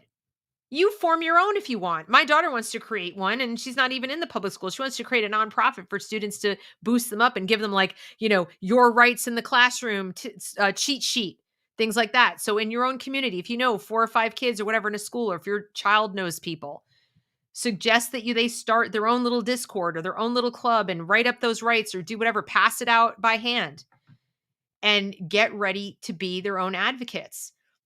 I can't stress this enough. This is going to be dealt with on the ground. There's no one coming to save us. And by us, I mean people who value Western Enlightenment society. No one's coming. We have to do it ourselves. We have to empower our kids. They're not going to remove this curriculum from the classroom. Not until we get a landmark case that says it can't be there. And they're not going to change what they teach at the graduate level. They're not going to change what they teach in ed school. They're not going to change the curriculum in the school for math and science, except to the negative. So I strongly recommend, if you want your child to learn math and they're in a public school, you are going to have to get them a tutor or Kumon or something else outside of school. They're not going to learn math any other way. They're simply not going to. There was somebody up here asked me a question. I want to grab this. Have you seen the TikTok video of the teacher singing about mask? Oh my God. That was shades of, like, I don't know, like Hitler, Mao, and Stalin, like all rolled in a ball. And that was so beyond creepy. If they're doing that to tiny little preschool kids, for those who didn't see it, it was like, we wear our masks to school. We wear our masks to school. And the creepiest part, it was in that like voice of the chick in Jerry Springer. Do you remember? The one who talked like this, Jerry. That one. It was in that voice. Horrible. Those poor kids. And the worst part is she gave them candy afterwards. Candy. So we're positive reinforcing with food covering your face. There's also a video out there you didn't see I was going to end what, a half an hour ago? Oh, here I go. There was another video out there that was called the silent face experiment. It's a cruel experiment because they're experimenting on a 1-year-old baby where the mother is responding to the child with the face and, gesturing and things like that. And the child is mimicking in the face. And then the researchers tell the mom to go. She doesn't respond. And you can see the discomfort in this baby. The baby tries everything to engage, to pull the mother back, both hands reaching like this, and she doesn't react. And we have been told all this time, oh, this makes no difference. They can cover their face, no problem. For very young children, kids in daycare. No way you convince me of that. Sorry, I'm a mom of 3. There's no chance. No chance. So, for those older kids, like I said, you're going to have to start fighting fire with fire. They're using a student activism. You have to use student activism, but yours can be different. Yours doesn't have to be like, we're going to go march in the streets and make a nuisance. In fact, don't do that. Please don't do that. Please don't just become them. What I'm talking about is use the rights and the power that you have. And these kids have rights in the classroom. They may not be discriminated against in the classroom. That law is crystal clear. And they are the ones, again, 6th grade and up, who have the power to do that. I hope it's now clear, and I'm dicey on the 6th grade, but I hope it's now clear why the 5th graders and below have to be kept out. Because while they do have those rights, they don't know. They're little kids. They're trying to learn to read. They're trying to learn to write. They're trying to learn to do so many things. And I would argue that no child, really, unless they are just chomping at the bit to go to school, and those kids exist. Okay, I think Justice was one of them at 4 years old. Like, I want to go to school, but most kids are not ready for formal, structured, sit at a desk education before 7, and yet most kindergartens are 5 or 6. So it's not unusual at all to even skip kindergarten unless your state like mandates kindergarten. Don't be in such a big hurry. Keep them home 1 more year. I mean, if you're saying, but they're in daycare, and like, okay, find another kind of a solution. Or if they don't take them past that age in daycare, then, get some other people together in the same situation, talk to them and, pool your resources, get a sitter, do something else. And I'm not trying to be flippant. I'm saying this is the difference between your child being actually abused, psychologically and emotionally abused, and having their learning capability forever altered or not. So that decision's up to you. So yeah, using sugar to, Michelle says that it was Stalin-esque because they used to feed raspberry puree to tell up to kids so they'd say how great Stalin was. That's creepy. So those are my pieces of advice. And to the teachers, as I said before earlier, if you missed it, if you are frustrated with this and you just can't take it anymore, there are other avenues for you as well. I don't know what your particular situations are, but there is such a rise in homeschooling everywhere. Homeschool teachers are needed. Just because people are homeschooling doesn't mean that mommy and daddy are sitting around the kitchen table doing it or even want to do it. They just don't want their kids in those schools. So they are looking for private tutors. Some people would love to hire teachers or a couple of teachers and form a pod or a micro school. So you could possibly do it. You could do it proactively and hang up a shingle. You could, find a group of parents and say, well, I'll do it. And it's this much per kid and this many days a week. Homeschoolers don't necessarily have to go to school every single day, but you could do it that way. You could do it, where you have multiple groups. I have a Tuesday, Thursday micro school and a Monday, Wednesday micro school, and I take Fridays off. And you could come up with all manner of things where you can still teach a subject to the people who need it taught.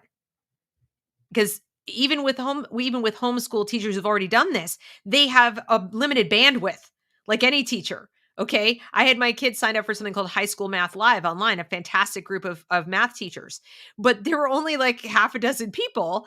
And the more popular it gets, they have to either go hire people, which is tough. You don't want to necessarily manage a big business after all, or somebody else has to start another High School Math Live kind of thing, because there are just more students than there are teachers to teach them. So those opportunities exist for you to be entrepreneurial, and you'll make more money in the end. You may not in the short term, and you might have to work out your benefit situation, but you can make a living. It's doable. There's also OutSchool. In the interim, you can create OutSchool classes. Homeschoolers use those.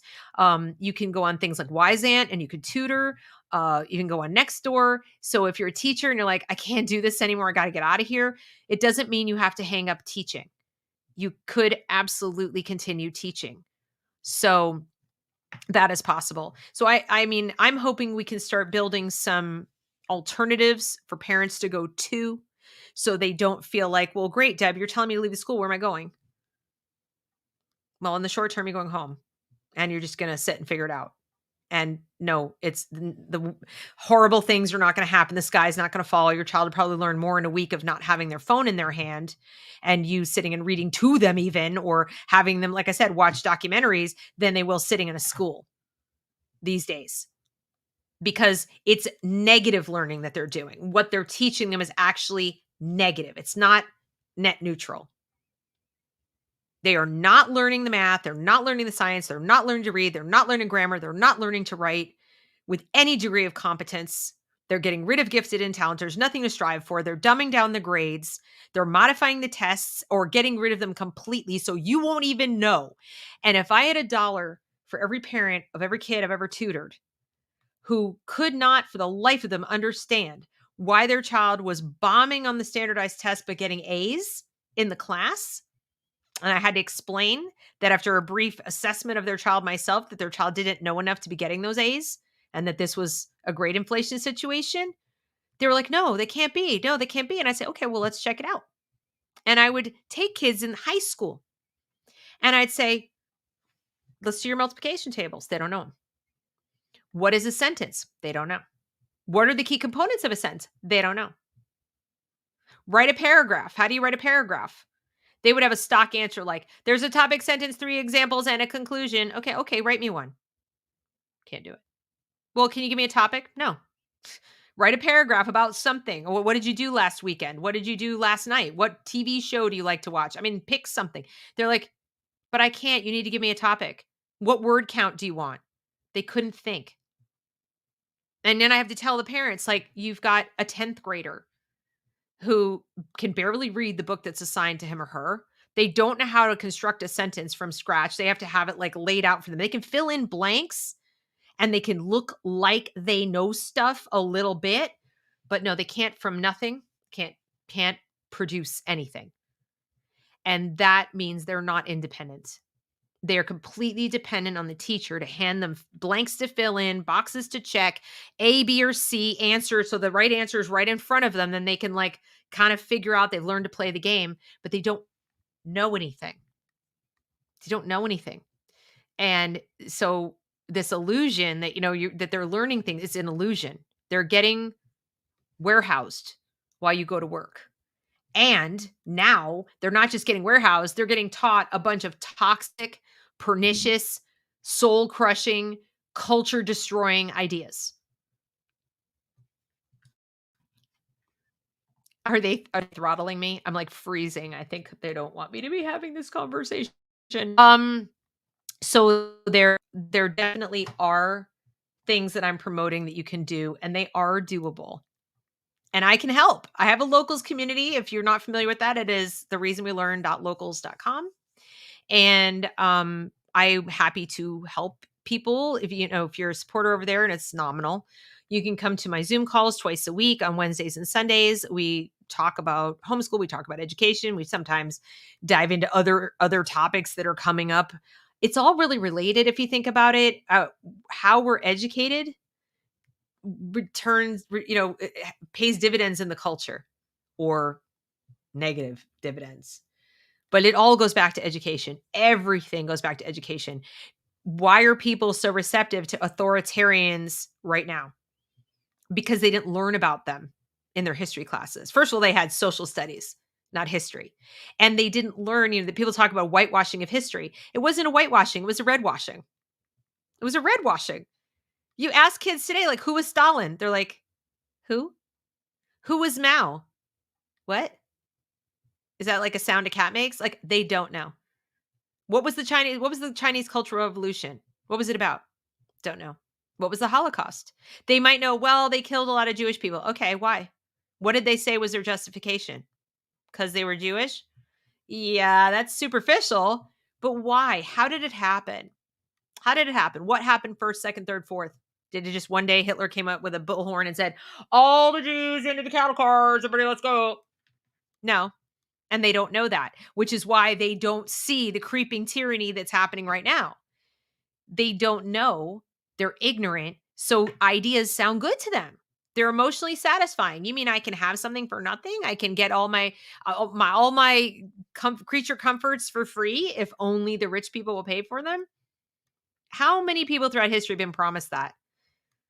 And the worst part is the kids they're promising it to now are not even destitute poor peasants. Okay? They're not even promising it to kids who are like legit, hungry and whatever. They're not. These are middle class and upper kids who have everything they could possibly need, including an iPhone. And they're being told like, oh, your life is so bad and we live in this terrible and things could be so much better. And why should you have to work at all? And that is beyond teaching Marxism. That is teaching a horrible set of values. So all the social emotional learning, they're missing two key components. They're missing any introspection, any kind of intrapersonal conversation. So the kids not sitting there going like, oh, who am I and what do I want to be and what do I think and what do I believe? And no, that's not happening. It's what does the group want? What does the group say? What does the teacher say? It's all from the outside, which is a terrible way to live because the second you realize that maybe they're not right, you're standing on these like shifting sands. And then your identity is gone. Who are you without the group? And then the second thing that they're missing is any kind of ethic. Like they don't have values, real values of like what really makes a good person. Are you a good person if you have to take from other people to live? If you have to demand other people give you stuff, is that what good people do? They're not even having that conversation. All these courageous conversations, there's no one actually standing up and being courageous to defend the notion that taking from people who have is a good thing. By force, no less. That ordering people to put things in their bodies is what good people do. Like the fact that people can accept that is because they've never had the question asked of them quite that way. Explain to me how it's good and why you know that. And they might say, well, it's protecting other people. What if I told you it was like a 36% protection rate rather than 97%? What if I told you that the particular population we're talking about is, 90% less likely to even, have a problem in the first place? Are you still protecting people if the thing you're forcing them at gunpoint to do to themselves carries risk as well? Kids aren't having this conversation. Nobody's having this conversation. In fact, they're being browbeaten. Do this or you're a bad person. And so are their parents, and so are their teachers, and so is everybody else. And the only reason we don't currently have millions of people rising up and saying, oh, hell no, this doesn't make you a good person, it makes you a decidedly bad person, is that we have at least, 1973? At least a generation. This is probably two who've been educated with these horrendous ideas of original sin based on skin color and gender and sexual orientation and obligation to the collective guilt, collective shame. These are not life-enhancing, rights-affirming beliefs. So if I sound like extremist when I say you got to get your kids away from this, that's what's in my mind. In my mind is like, why do you want your child swimming around in these ideas? You're taking a giant risk that they will shun that. That's what you're going to have work to do, real work at home. Even if they go, you're going to be spending your evenings and good luck. Even my kids who, were homeschooled to begin with and then had to go in and come back out, they're so tired from the emotional stress of all of this. They'd get in the car at 3:00 in the afternoon, like, can I listen to music? I don't want to talk. How was your day? I don't want to talk about it. And they get to the end of that. You want to sit down to come down to dinner. I'm not hungry. I don't want to talk. I'm not hungry. I don't want mom, leave me alone. And I'm, not an overbearing parent. I'm not a person that is like hard to talk to. So if that's happening to me, I kind of wish you the best of luck. If it's not already happening to you, that you have teenagers who are like, I don't, they don't talk to me. I don't know what's going on. It's very, very difficult to get these ideas out of their head. And even if they don't like them and reject them, it's very hard to get them to open up. Or sometimes they'll just be like, just leave me alone. I just want to get through school. I just want to be done. I just want to be graduated, be out of here and be done. I've heard kids say that. I understand where they're coming from, but this is their education. Do you really want your child thinking, I just want to be over? Do you want them doing time in school, or do you want them learning? These are their years. This is it. Childhood's so short. It's so freaking short. I mean, I met some Justice I met last weekend. I'm like, I could be your mom. I could be your freaking mom. He's 23 years old. Childhood is like this long relative to the rest of your life. Then you got to go to work. And your opportunities to read books, to sit and think, to write, to explore ideas, to try new experiences, to really dig in and learn things are not going to be the same until you're, reasonably comfortable financially. And how you're going to be that without an education, I don't know, but okay. And then maybe you have some time, ideally later in your life, if you're retired or your kids are grown or whatever. But once you start having kids, if you do, then you don't have time, etc. This is their time. I feel like they're getting ripped off. Thank you so much for the super chat, Jeff. I really appreciate it. You're just so supportive of my work, and I really appreciate it. Thank you. So anyway, yeah. And Adrian says, the idea is that work is prison, not a source of dignity. That is an excellent point. We're not teaching work ethic. Well, when you get rid of if achievement's bad, if achievement is white, if merit is white, if we dismantle merit, we get rid of advanced programs and things like that. How do you justify work? Just to make money? Then it does start to feel like a prison. It does start to feel like a prison. There has to be another reason that you're working, right? There has to be something else. Paul Rossi said something the other day. I'm going to read it because it really moved me. I put it out on my Instagram and I thought it was just perfect. He said, equity is a vampiric word that seizes equality, drains it of its spiritual aspect, and substitutes it with a materialist vision. It presumes the existing fact of universal human dignity is socially contingent on having stuff. Not even working for it, having stuff. It subordinates what is to a dream of what should be.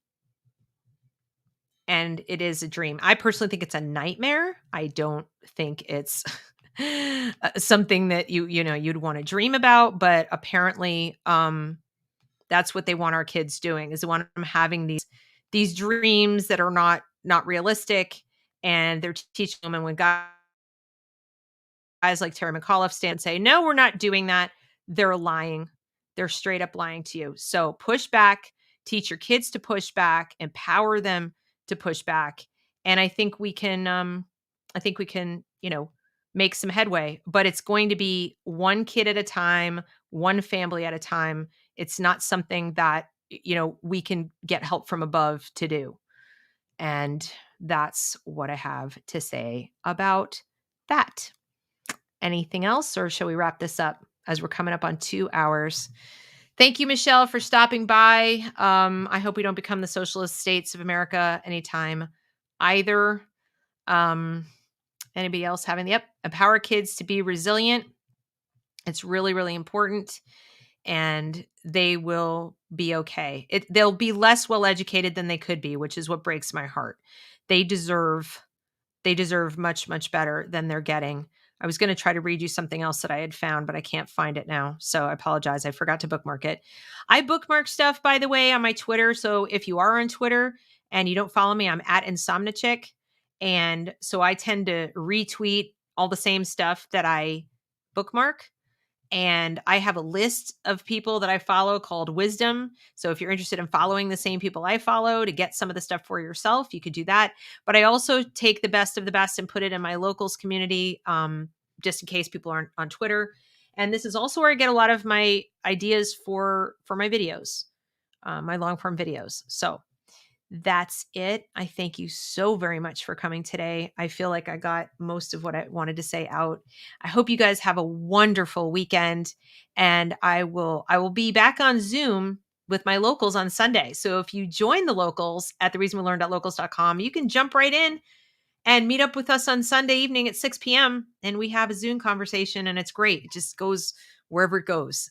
And there's some great people in that locals community, other homeschoolers. There were some professors, some teachers, all different kinds of people who are very interested in this topic. So thanks, everybody. Have a great weekend. Bye.